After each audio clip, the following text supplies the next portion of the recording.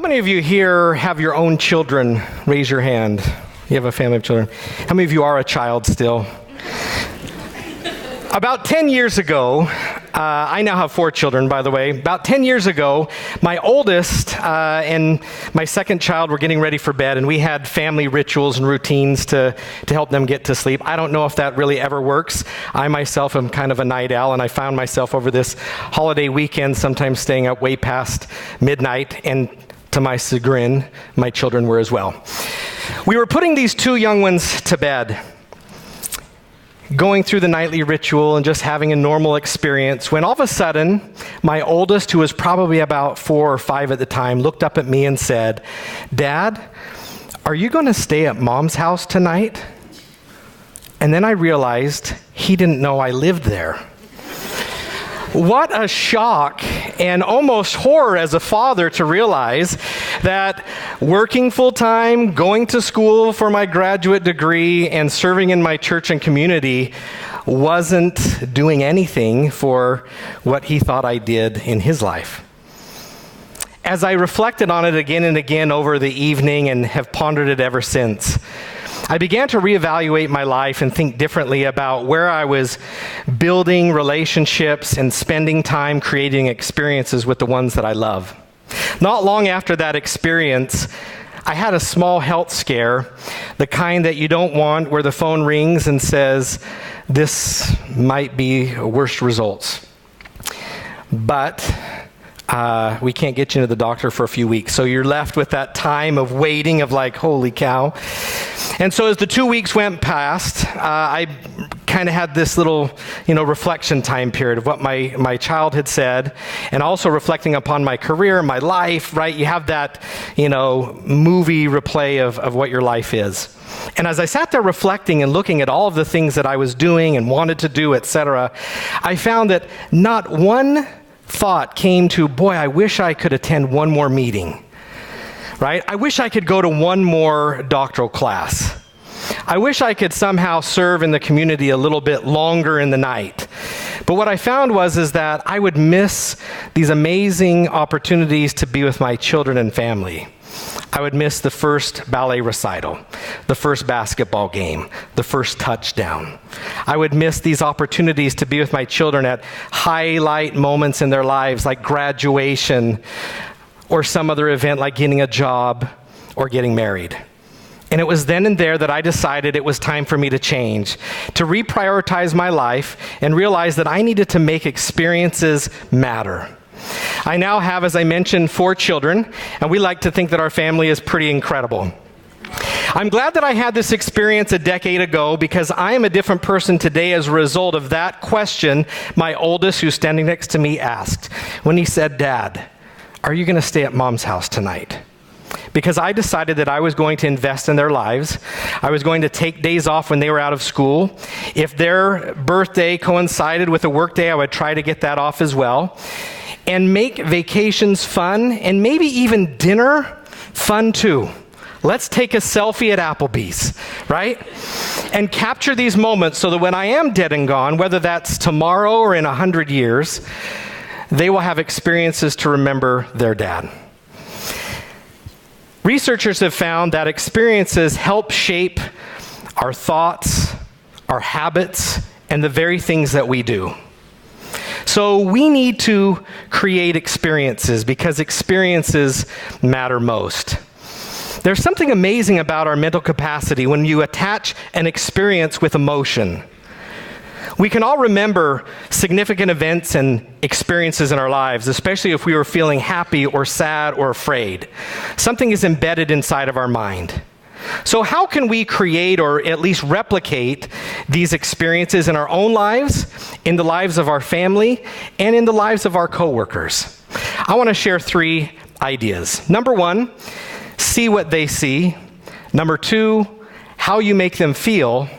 And then lastly, exceed expectations. So let's begin first. I had a fear of flying. And it was so bad that in 2000, I was on board a plane traveling for work, and I had a small panic attack and begged the stewardess to let me off the plane. They hadn't closed the door yet, and this is pre-2001 and all of the security checks. And I was with a traveling companion who was very patient with me as well, and I said, I just feel I need to get off of this plane. I'm very sorry. We're going to have to figure out another way to get home. I was just paranoid. And when I was on the plane, I was the guy that talked to you the whole time because I figured if I could talk to you, it took my mind off thinking the plane was going to explode. So if you ever sit next to one of those people, humor them maybe just a little bit because they might be having a little bit of anxiety. So my friends, sure enough, they let us off the plane. I still can't even imagine it. We got off the plane. My bag still flew to our destination. We were living in Portland, Oregon at the time, flew to Portland. Then it was like, how are we going to get to Portland? And my traveling companion was like, we'll just rent a car and we'll road trip it. Amazing experience that I had with that individual. And I got home and I really questioned, why did I have this experience? Why was I afraid to fly? And, you see movies, you hear things. And so those experiences, right? The researchers said, if you have experiences, it shapes your habits, it shapes your thought process and behavior. So if I was attacked by a dog, perhaps I would be afraid of dogs, right? If I went to a restaurant that I had some food poisoning or got sick, I would maybe not go to that restaurant again. And so it was normal for me to have that same kind of an experience. And then one time I was traveling for work, and my friend picked me up, and he was playing Tom Petty, Don't Back Down. We drove to the airport, right? If you've heard the song, I won't back down. I'm not a singer. And as we got there, he's just like, Cody, you can do this. I know you can do it. We get out there, and he drops me off at the airport in Portland. I walk out, and it was a smaller plane. It was still pretty big. I felt okay. Someone comes to me and says, Cody, could I, would you be willing to change seats with me? And I'm like, no, destiny has me in this seat. And so win, lose, or draw, whatever happens, this is my seat. And so I was just locked in. It's like, I'm just whatever's going to happen. We get to the airport. I was traveling internationally. And when the plane landed, I had a couple hours. So I just kind of walked around the airport. I was traveling into Canada. And as I walked around the airport, I tried to take it in, took my mind off what was going on. And all of a sudden, they called for my flight. Now boarding. So the panic comes, you run to the gate, you look out the window, no plane. And I thought, my goodness, where is the plane? They just called for us to board. And then it hit me. This is a really small plane. And I looked out the window, sure enough, 10-passenger plane. So I took out residency in Canada. Just kidding, right? But there was a moment where I had to come to grips with, oh my goodness, what do I do now? I have a family back home, but hey, sorry, now Dad really doesn't live there, right? Now I live in Canada, come visit. And I thought, nope, I'm gonna do it, right? Won't back down is playing through my head. I walk down onto the tarmac, into the plane. I sit in the first seat because I'm just like, no chances, just sit in the first seat, sit down, be done with it, right? The pilot comes in, pulls the thing, shuts the door, says a few of the instructions, I'm kind of panicking, looks at me, he's like, did you remember all of that? I'm like, no, I didn't remember any of those things. He's like, well, if there's a problem, you're going to have to assist me because you're in the front seat, right? At that point, everybody else's seat's taken and I'm panicking. So I just said, my goodness, this is ridiculous. Plane takes off, we fly into the sky, little teeny plane, and guess what? On small planes, they don't have that little drape that closes the cockpit. So I could see right out. And you know what happened when we hit turbulence? Nothing. The pilots were like, oh no, right? They just kept on going. In fact, there was a couple times they pulled out a little booklet and looked at some things. I don't know what they were looking at, right? But the more that I flew and I looked out, I noticed that even if the horizon tilted, I wasn't afraid anymore. And I had to deal with this experience now was my ability to see through the eyes of the pilot. So my experience changed. And now I'm lucky to say I have a passport that's filled with stamps from around the world because I was able to overcome my fear of flying almost immediately when I viewed through the pilot's eyes and I realized there was nothing to be afraid of anymore. It reminded me of a childhood birthday party. My family celebrates birthdays kind of big time. And when I was a child, there was a little movie called Star Wars that came out. My mother said, Darth Vader is coming to your birthday party. I was thrilled and excited and invited all my friends. They showed up. We were waiting in the backyard for Darth Vader to arrive, and sure enough, we heard that famous electronic voice, or at least the breath, right? He was coming. I was excited, standing at the gate, comes in, interacts with us. It was just an amazing, a blue banner day. I noticed some of my friends weren't near me. So I looked around, and sure enough, they had gone inside and were actually crying inside out of fear. And I realized that it was, in fact, possible for one person to be having a euphoric, exciting moment, while on the other end, someone is having a very terrifying, perhaps, moment as well. Maybe you've seen an image similar to this. Two individuals who are seeing the exact same thing, but having a completely different experience. Who is right? Who is wrong? Well, they're both right. They both might be wrong. It all depends on their perspective. That's important for us as well. Once I realized, if I look through the eyes of my children and realize in the morning when my son, who was 4 or 5, got up, my car was gone. When he went to bed, my car was gone. And so sure enough, my car was not there. When he got up in the morning, I wasn't there either. And some nights, because I worked late or was at school late, I wasn't home then either. And so from his perspective, I must not live there. When we start to look through the eyes of someone else and see what they see, we start to appreciate. We start to break down those walls and barriers. We start to listen more. We start to work together. Help me see what you're seeing would be something that you would say. Help me find a way that we can make you more successful in what you're doing. Are there any barriers or roadblocks that I may be creating that are causing trouble spots for you at work? Is there something more that we can do as a company to help escalate your performance? Help me see what you're seeing and experiencing is a great question to ask. Number 2, how do you make them feel? I spent 12 years in education teaching high school students and college level students as well. I spent a great deal of that time working with brand new teachers in in-service training and development. Had the opportunity for them as they came in as a brand new teacher to sit down and hear them just excited about teaching their subject. And so I would always ask them the exact same question every single time. I would say, tell me about your 3 most favorite lessons throughout your education career.